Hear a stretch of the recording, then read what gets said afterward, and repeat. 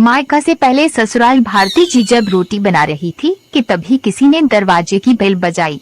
बेचारी भारती रसोई घर में अपने हाथों में लगे आटे से भरे हाथों के धोने तक लगातार दरवाजे की कुंडी बज रही थी। वह लगातार बोल रही थी, थोड़ा रुको, मैं आ रही हूँ।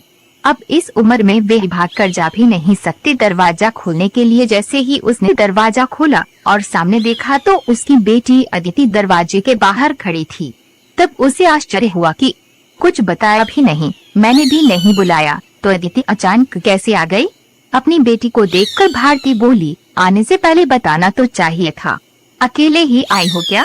जमाई जी और बच्चे कहाँ हैं? भारती ने एक साथ कई सारे सवाल किए। तभी अदिति बोली, माँ, क्या कोई अपनी प्यारी इकलौती बेटी का ऐसे स्वागत करता है? मुझे लगा कि तुम मुझे अचानक देखकर बहुत खुश होगी और सबसे पहले मुझे गले लगा लोगी, पर यहाँ तो उल्टा ही हो रहा है।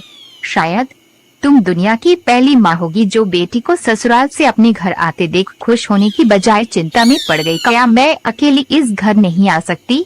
क्या हमेशा दामाद और बच्चों के साथ ही आना जरूरी है? बोलकर आदिति घर में प्रवेश कर गई और अपना सामान रखकर बोली, भाभी कहाँ पर है? भाभी जल्दी चाय नाश्ता लेकर आओ, आपकी ननंद आई है। बहू घर पर नहीं है, अपने मायके गई है। माँ ने कहा, अच्छा इसलिए तुम घर संभाल रही हो और खाना बना रही हो ना? तुम्हारी बहू के तो बड़े ठाठ है, बहू मोच से घूम रही है और सास घर संभाल रही है। देखो ना, आपने बहू के आने से पहले ही खाना बना कर रखा है। उसे घर आकर कुछ भी काम करने की जरूरत ही नहीं पड़ेगी। बड़े नसीब लेकर आई है आपकी बहू। और एक मैं हूँ जिसे उसकी सास कभी एक गिलास पानी भी नहीं पूछती। अदिति ने ताना मारते हुए कहा, बेटा, प्यार और इज्जत ऐसी चीज है जो हम पहले किसी को देते हैं, फिर उससे अपेक्षा रखते हैं कि वह भी हमें वापस दे। माँ ने उसे समझाते हुए कहा।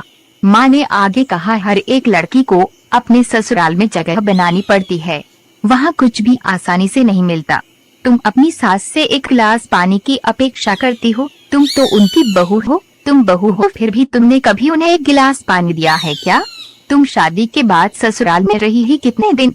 जब तुम्हारे मन को लगा तब अपनी बैग भरी और सीधा मायके आ जाती हो। मायका और ससुराल एक ही शहर में है, इसका मतलब ऐसा नहीं होता है कि तुम जब चाहो तब मायके आ जाओ और चाहो उतने दिन रहकर वापस ससुराल चली जाओ।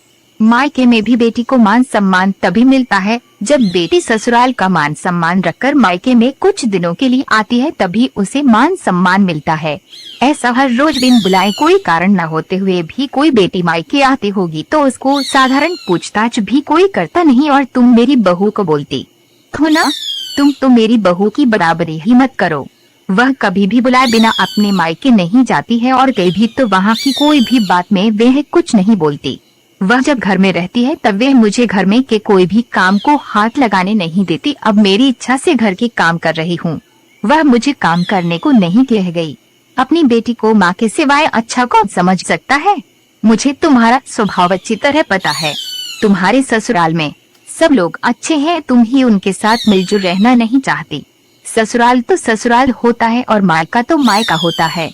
मायके में घर का काम अपनी मर्जी से होता है, ससुराल में सबसे पहले सबका दिल जीतना पड़ता है, सबको अपना बनाना पड़ता है। उसके लिए छोटों से लेकर बड़ों तक सबको प्यार करना पड़ता है, सबकी पसंद नापसंद का ध्यान रखना पड़ता है, सबसे प्यार से बोलकर सबको उनके घर के कामों में मदद करनी पड़ती है। तभी सब लोग घर में आई नहीं बहू को स्वीकार करते हैं, उसे अपना मानते। तुम जिम्मेदारी लेने के लिए तैयार ही नहीं हो, इसलिए रोज रोज मायके चली आती हो, यहाँ आकर भी वही करती हो। अभी की बात देख लो, घर में कदम भी नहीं रखा उतने में भाभी को ऑर्डर देना शुरू कर दिया। भाभी मुझे चाय नाश्ता लेकर आओ। वह व्यक्ति घर में है या नहीं, वह कैसी है, उसकी तबीयत कैसी है, वह पूछना भी जरूरी नहीं समझा। घर में आए मेहमान की मेहमान नवाजी होती है, पर उनका बर्ताव बोलना सामने के व्यक्ति को पसंद आया तो मेहमान नवाजी ना मांगते पूरी होती है। पर तुम्हारा ऐसा बर्ताव मुझे ही पसंद नहीं आता तो तुम्हारे ससुराल के लोगों को कैसे पसंद आएगा? तुम बोलती हो ना मेरी बहू का बहुत ठाठ है, तो वो बात सही है। उसने यहाँ हमारा दिल जीत लिया है और हर एक के दिल में खुद की जगह बनाई है।